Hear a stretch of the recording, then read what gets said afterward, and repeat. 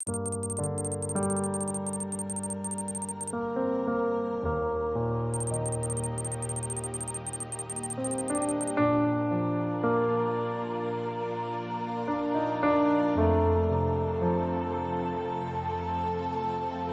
unang adlaw pa na ako siyang nakita, akong mata murag na ay migahing muta.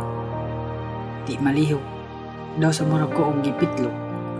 Tulala nga di halos makaginhawa tungod sa iyang kaanyag ug kagwapa. Hangtod sa nagsinabtanay ug naginilhanay naming duha.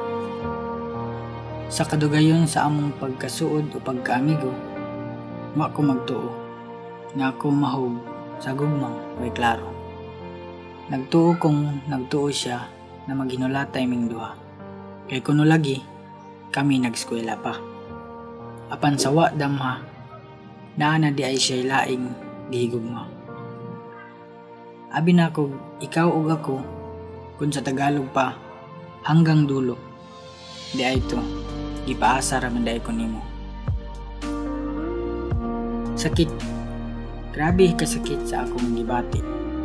Nakahuna-una ako na magbigti pero na-realize na ko di dapat ko magpadala sa kasakit sa akong gibati kay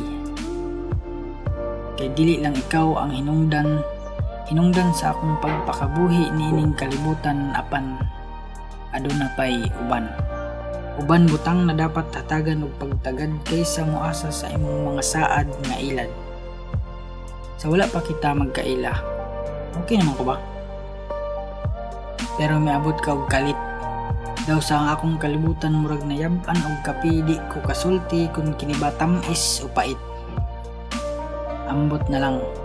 Sakit. Nag-antos kos kasakit kay ang kapi perting kainit.